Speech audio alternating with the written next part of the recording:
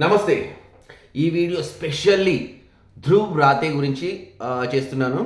నిన్న పెట్టిన 35 minutes long వీడియోకి ఒక 15-20 మంది కష్టపడి స్పీచ్ రాసి ఎడిట్లు చేసి ఎంత బాగా ఇండియన్ ప్రైమ్ మినిస్టర్ని క్రిటిసైజ్ చేయడం వెనకాల కొన్ని పాయింట్స్ని ఇక్కడ నేను తీసుకున్న 35 నిమిషాల వీడియోలో నేను సగం మటుకు మాత్రమే చూడగలిగాను. ఆ పాయింట్స్ని ఒక్కసారి డిస్కస్ చేద్దాం. ఇప్పుడు ధ్రువ్ రాతే చెప్పేది ఏంటి అంటే, నరేంద్ర మోదీ గారు ఎందుకు పనికిరారు, నరేంద్ర మోదీ మన దేశ ప్రధానిగా అవసరం లేదు. ఇంతకు ముందు అంటే 1965 వార్లో నెహ్రూ చేసింది, 1971లో నెహ్రూ చేసింది, 1961లో నెహ్రూ చేసింది అన్నీ కరెక్టే. అంటే ఒక చంక్ ఆఫ్ పోర్షన్ని పాకిస్తాన్ పట్టుకొని పోయినప్పుడు మనం మాట్లాడలేదు. చైనీస్ వచ్చి అరుణాచల్ ప్రదేశ్లో కొంత అంటే మన లదాఖ్ ఏరియా ఏదైతే ఉందో ఆ ఏరియాని ఆక్యుపై చేసుకున్న వాళ్ళది అనుకున్నప్పుడు మేము వదిలేసుకుంటున్నాము. అంటే ఇంకా చెప్పాలి అంటే మన ఫస్ట్ ప్రైమ్ మినిస్టర్ నెహ్రూ గారు నాకు చాలా బాధగా ఉంది ఆ ఏరియా పోయినందుకు అన్నారు తప్ప ఇది నా ఏరియా నాకు ఇవ్వండి అని చెప్పేసి ఏమన్నా అడిగారా? ధ్రువ్ రాతేకి ఒక విషయం క్లియర్ కట్గా చెప్పాలి అంటే ప్రాపర్గా మ్యానిపులేట్ ఎలా చేయాలి. కొత్త వాళ్ళు ఎవరంటే 22 గంటల్లో 65 లక్షల వ్యూస్ వచ్చాయి అంటే ఇంకొక రోజు అయితే అది 1 కోటి వ్యూస్కి దాటుతుంది. ఈయన ప్రాపగండా ఎలా ఉంటుంది, మోదీ అందరి కాళ్ళు పట్టుకుంటున్నాడు అన్నట్టుగా చెప్పారు. ఓకే, కానీ ఇక్కడ మ్యాటర్ ఏంటి అంటే షాబాజ్ షరీఫ్ బర్త్డేకి మోదీ పాకిస్తాన్కి సర్ప్రైజ్గా వెళ్ళి ఆయన విష్ చేశారు. అదొక ఇష్యూ ఈయనకి. తుర్కీ ప్రెసిడెంట్ మన లాస్ట్ ఇయర్ ఏదైతే G20 సమ్మిట్ జరిగిందో అక్కడ సెకండ్ ఇవ్వడము ప్రాబ్లం. ట్రంప్ని కలవడానికి లేదు అంటే బైడెన్ని కలవడానికి లాస్ట్ 10 ఏళ్లలో 10 సార్లు ఆయన యుఎస్ వెళ్ళింది ప్రాబ్లం. ఇంకొక కంట్రీ తోటి దోస్తీ చేయడము ప్రాబ్లం. ఇక్కడ ప్రాబ్లం ఏంటి అంటే మన సంస్కృతి అంటే ధ్రువ్ రాతే పాపం ఒక జర్మనీ అమ్మాయిని పెళ్లి చేసుకుని పోయి జర్మనీలో కూర్చున్నాడు కాబట్టి అక్కడ ఇండియన్ కల్చర్ ఏదైతే ఉందో అది మర్చిపోయినట్టున్నాడు. నమస్కార్ దోస్తు అని చెప్పేసి ఏదైతే అంటాడో నమస్కారాన్ని వచ్చింది మీనింగ్ ఏంటి? నేను వినయంగా ఉంటా, నా బాధ్యత నా దేశానికి నా పౌరులకి నా తోటి వాళ్ళని నిలబెడతా. నేను ఒక నమస్కారం పెట్టినంత మాత్రాన నేను నీకు వంగి ఉన్నట్టు కాదు. అది నా సభ్యత, అది నా సంస్కృతి, అంటే culture and heritage. So Dhruv Rathi, you need to understand one thing. Always, I have been following your videos for many days, many months, many years. Many videos have been followed. I try to take inspiration from your videos, not in the shit the way that you're talking right now. Now, the kind of language that you're going to use to accuse a nation is not the thing. Now, what happens if the Donald Trump betrays India? Who said Donald Trump has betrayed India? Now, మీరు చెప్పేది ఎలా ఉంటుంది అంటే ఆ particular వీడియోలో నుంచి ఒక part తీసుకుని ఏం చేస్తాడు, ఇక్కడ పేస్ట్ చేస్తాడు. ఇంకోటి ఎక్కడో జరుగుతుంది కదా, అది ఇక్కడ పేస్ట్ చేస్తాడు. ఈ రెండింటిని కలిపి ఒక ఫోకస్ చూపిస్తాడు. భూతే కనిపిస్తుంది అక్కడ. నరేంద్ర మోదీ గుజరాత్ సీఎంగా ఉన్నప్పుడు వీడియోని ఒకటి తీసుకుని ప్లే చేసి ఈ బైలేటరల్ని ఇప్పుడున్న సిచ్యువేషన్ తోటి కంపేర్ చేస్తాను. సరే, దాని దగ్గరికి నేను తర్వాత వస్తా. ఇప్పుడేంటి, యుఎస్ ఓడు ఇండియాకి సపోర్ట్ చేయలేదు, పాకిస్తాన్కి సపోర్ట్ చేస్తున్నాడు. అరే కాకా, నీకు ఒక విషయం తెలుసా? యుఎస్ ఓడు ఎవడియ్యకి కాదు, ఆడు పెద్ద క్రాస్ బ్రీడ్. సీరియస్గా చెప్పాలంటే యుఎస్ ఓడు అంత క్రాస్ బ్రీడ్ ఇంకోటి ఎవడు లేడు. వీడు చేసే ఫస్ట్ పని ఏంటంటే, నువ్వు వాడిని పెడుతున్నావు చూడు ఏదైతే, వాడు ఫస్ట్ చేసేది ఏంటంటే 2 దేశాలు ఉంటాయి కదా, ఒక దేశానికి ఆయుధాలు ఇస్తాడు, నువ్వు పోయి కొట్టరా పోయి, నేను ఆయుధాలు ఇస్తాను నువ్వు పోయి కొట్టు అంటాడు. ఇక్కడ ఇంకొక దేశం ఉంది కదా, ఇక్కడికి వచ్చేటప్పటికి వీడు చేసే ఫస్ట్ది ఏంటి, నేను నీ వెనకాల ఉన్నా నువ్వు, నేను ఏదున్నా సరే నేను చూసుకుంటా నువ్వు అంటే. వాడు ఎప్పుడూ కూడా 2 దేశాల మధ్యలో సంధి తీసుకొచ్చి యుద్ధాన్ని ఆపే ప్రయత్నం చేయలే. ఒకవేళ అదే గనక పాసిబిలిటీ ఉంటే 20 ఏళ్ళలో ఆడు ఆఫ్ఘనిస్తాన్లో ఏం చేసిండు కాక? ఒక్క నిమిషం చెప్పు నాకు. ఆడు యునైటెడ్ స్టేట్స్లో ఉన్న ఏ ప్రెసిడెంట్ని తీసుకున్నా సరే వాళ్ళ కంట్రీ కల్చరల్ పాలసీ, వాళ్ళ కంట్రీ డిప్లొమాటిక్ పాలసీ ఒకటే. వాళ్ళిద్దరు కొట్టుకు చేస్తారు, వాళ్ళ మీద పిక్కు నేను తింటాను. ఈ పాలసీతో ఉన్న కంట్రీ గురించి నువ్వు ఇండియాలో ఉన్న ప్రైమ్ మినిస్టర్స్ని, ఇండియన్ కంట్రీని నువ్వు ఏదైతే చేస్తున్నావో, ఒక్క విషయం నువ్వు గుర్తుపెట్టుకోవాల్సింది ఏంటి అంటే, ఇదే వాగుడు గనక నువ్వు ఒకవేళ యునైటెడ్ స్టేట్స్ సిటిజన్ కనుక అయ్యుండి, లేదంటే పాకిస్తాన్ సిటిజన్ కనుక అయ్యుండి, వాళ్ళ మీద ఒకసారి వాగి చూస్తే ఏమయ్యేది? సింపుల్గా చెప్పనా, ఒక రాత్రి వచ్చి కోసి పోతారు. ఇండియా కాబట్టి నువ్వు చెప్పే సొల్లంతా ఎంతమంది వందల కోట్ల మంది, అంటే నీ ప్రతి వీడియో దగ్గర దగ్గర 1 కోటి మందికి రీచ్ అవుతుంది. అట్లాంటప్పుడు నువ్వు ఉండాల్సిన రెస్పాన్సిబిలిటీ ఏంటి? నువ్వు ఒక ప్రైమ్ మినిస్టర్ చేసింది తప్పు అని చెప్పే బదులు నువ్వు ఏం చేస్తే కరెక్ట్ అని చెప్పేసి అడిగే సిచ్యువేషన్ ఉందా? అయినా సరే ఇప్పటి వరకు నాకు అర్థం కాని విషయం ఒకటి ఏంటి అంటే, ఇప్పుడు నిన్న చేసిన వీడియోలో ఫారెన్ పాలసీ డిజాస్టర్ అని చెప్పేసి నువ్వు ఏదైతే చెప్తున్నావో, నీకు నిజంగా ఫారెన్ పాలసీ అనేది డిజాస్టర్గా కనిపిస్తుందా? లేదే. ఎందుకు అంటే, నువ్వు ఎదుగుతున్నప్పుడు నీ చుట్టూత జనరల్గా నువ్వు నీ పక్కన ఎదుగుతున్నప్పుడు నిన్ను చూసి ఈర్ష్యపడి కిందకి లాగే వాళ్ళు ఉంటారు, నీకు సపోర్ట్ చేసే వాళ్ళు ఉంటారు. ఇక్కడ మనకున్న ప్రాబ్లం ఏంటి అంటే, ఎక్కడో కింద ఉండాల్సిన మనము ఎదుక్కుంటూ స్టెప్ బై స్టెప్ ఈరోజు మనము 4th పొజిషన్కి వచ్చాం, జపాన్ని కిందకి దోసి.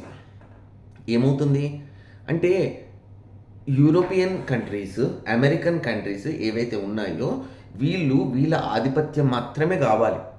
ఇప్పుడు టాప్ 5లో 2 ఏషియన్ కంట్రీస్ ఉన్నాయి. ఇంకా చెప్పాలి అంటే జపాన్కి వస్తే పక్కన పెడదాం, ఆడు పోయాడు. టాప్ 4లో ఉన్నది ఇండియా, చైనా. నెక్స్ట్ ఉన్నది ఏంటి? US, Germany. నెక్స్ట్ జర్మనీని కొడతాం. 2.5 ఇయర్స్లో జర్మనీ పడుతుంది. దాని తర్వాత జరిగేది ఏంటి? జర్మనీ అయిపోయిన తర్వాత మిగిలేది చైనా. మనకి చైనాకి మధ్యన ఏదైతే నడుస్తుందో దాంట్లో మనం ఇంకోటి పుల్లబెట్టనివ్వట్లేదు. ప్రపంచం మొత్తం ఇండియాని ఎగ్జాంపుల్గా తీసుకుని, ఇంతకుముందు అంటే నువ్వు జర్మనీ పారిపోయిన దానికి చాలా ముందనమాట. 200 సంవత్సరాలు బ్రిటిషర్స్ ఇండియాలో లేకుండానే వాళ్ళు వచ్చి ఇక్కడ రూల్ చేసి మొత్తం ఆస్తులు పట్టుకెళ్ళారు అనుకుంటున్నారా? ఒక్క విషయం you need to keep that in your mind, in your decorated bribed mind. Dhruv Rathi. The thing is, you have been funded, that everyone knows. You have been funded to talk. Everyone knows. Koncham, if you are an Indian, if you have little bit of emotion towards the nation, do not try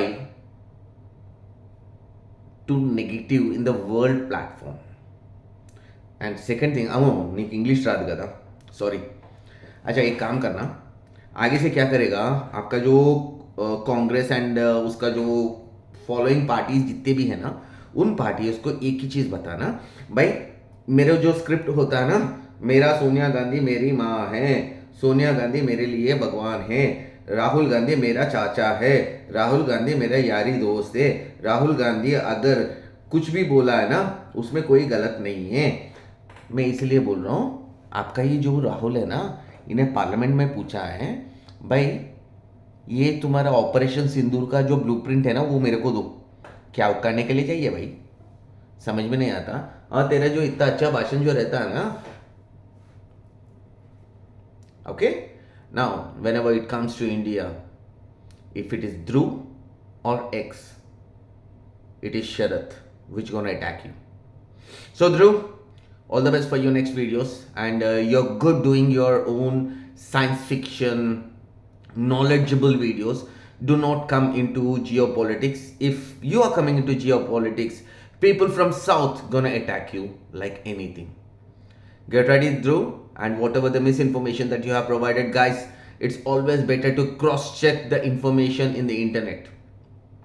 We have taken manamu operation Sindoor తర్వాత 12 రోజులు time ఎందుకు తీసుకున్నాం? ఒక్క civilian కూడా చనిపోకూడదని చెప్పేసి మన government తీసుకున్న time ఆ 12 రోజులు. పెద్ద కర్మైన నెక్స్ట్ డే తీసుకెళ్ళి వాళ్ళందరూ కర్మ పెట్టాం. అంటే ఎంత ప్రిసిషన్ తోటి మనం స్ట్రైక్ చేసాం. ట్రంప్ వచ్చి మధ్యలో ఏదో చెప్పారు. ట్రంప్ మాట్లాడి ఉండొచ్చు, మన గవర్నమెంట్ తోటి మాట్లాడారు. ఏం మాట్లాడారు అనేది మన జయశంకర్ చెప్పారు. పాకిస్తాన్ వాళ్ళ దగ్గర అసలు ఆ రోజు ఎందుకు కాల్ వెళ్ళింది అనేది మీకు తెలుసు, నాకు తెలుసు. రీజన్ ఒకటే, వెళ్ళి వాళ్ళ ఎయిర్ బేస్ని కొట్టాము, అక్కడే న్యూక్లియర్ వార్ హెడ్స్ ఉన్నాయి, అవి లోపల బ్లాస్ట్ అవుతున్నాయి, రేడియేషన్ పెరుగుతుంది, పాకిస్తాన్ నాశనం అవుతుంది అన్న ఒక్క ఉద్దేశంతో పాకిస్తాన్ వాళ్ళు యుఎస్కి ఫోన్ చేసి డొనాల్డ్ ట్రంప్ని బతిల్మాలుకుని వాళ్ళకి కావాల్సింది ఇస్తాను అంటే డొనాల్డ్ ట్రంప్ ఇండియాకి కాల్ చేస్తే మనము క్లియర్ కట్గా ఒక విషయం చెప్పాం, నేను వార్ ఆపుతా పీస్ కోసం, కానీ నేను వార్ ఆపడానికి ముందు వాడు సైలెంట్గా ఉంటే నేను ఉంటా, వాడు రెచ్చిపోతానంటే నేను చెయ్యను, అంతే కదా. దాంతో ఏమైంది, వాడు కాళ్ళబేరానికి వచ్చాడు. ఆ సిచ్యువేషన్ అక్కడ అయిపోయిన తర్వాత ఒక యుద్ధం జరిగేటప్పుడు పాపం ధ్రువరాతే జర్మన్లో కూర్చుంటాడు, అతని వైఫ్ తోటి ప్రశాంతమైన లైఫ్ స్టైల్ని ఎంజాయ్ చేస్తున్నాడు కదా, నెలకు 1 కోటి 2 కోట్లు ఎట్లాగో యూట్యూబ్ నుంచి రెవెన్యూ ఉంటుంది. ఆ లైఫ్ స్టైల్ని ఎంజాయ్ చేసే ధ్రువరాతికి ఒక విషయం తెలియదు అనుకుంటా, ఒక దేశము 10 రోజులకి మించి యుద్ధం చేసింది అంటే కనీసం 2 లక్షల కోట్లు ఖర్చు అవుతాయి. మనుషుల సంగతి పక్కన పెట్టండి, ఆ ప్రాణ నష్టాన్ని ఎవడు పూడ్చలేడు. 2 లక్షల కోట్ల కంట్రీ ఎకానమీని దెబ్బ కొడతాయి. అలాంటిది 3 రోజులు యుద్ధంలో ఎన్ని కోట్లు ఖర్చు అయ్యి ఉంటాయి తెలుసా? 1000 కోట్లు ఖర్చు అయింది. ఆ 1000 కోట్లు ఖర్చు పెట్టినందుకు ఇండియా చేసిన ప్రాఫిట్ ఎంతనో తెలుసా బాస్? $5 బిలియన్. అంటే ఎంత ఉంటుంది అన్న లెక్కెట్టుకో. ఓకే, అంతేకాకుండా మనము మార్కెటింగ్ చేసుకున్నాం ఆ వార్ని చూసుకుని, నా దగ్గర డిఫెన్స్ సిస్టమ్ బాగుంది. ఇప్పుడు ఆ డిఫెన్స్ సిస్టమ్ కోసము 18 దేశాలు వెంటబడుతుంది. ఒక్కొక్క దేశం నుంచి కనీసం 1000 కోట్లు ఆర్డర్ తీసుకున్నా సరే ఎంత అవుతుంది? 18,000 కోట్లు. నీ జర్మనీ నెక్స్ట్ ఉంది, ఆగు, ఒక 2.5 ఇయర్స్లో అదే జర్మనీ కిందకి వెళ్తుంది కదా, ఆ రోజు నీ ఏడుపు ఇంకొంచెం పెరుగుతుంది. ఇంత రూడ్గా మాట్లాడడానికి రీజన్ ఏంటి అంటే, అది కూడా వర్డ్స్ని కంట్రోల్ చేసుకుంటూ మాట్లాడడానికి రీజన్ ఏంటి అంటే, ఒక వ్యవస్థని పాయింట్అవుట్ చేయడానికి ముందు మనము ఆ వ్యవస్థ గురించి అర్థం చేసుకునే మెచ్యూరిటీ ఉండాలి. డబ్బులు ఇస్తున్నారు కదా, డబ్బులు వస్తున్నాయి కదా, నన్ను స్పాన్సర్ చేస్తున్నారు కదా అని చెప్పేసి మన నోటికి వచ్చినట్టు మనం మాట్లాడితే అంతే, ఇట్స్ గోన్. ఈ వీడియో ఒకసారి చూడండి, క్లియర్గా చూసి మాట్లాడుతున్నా.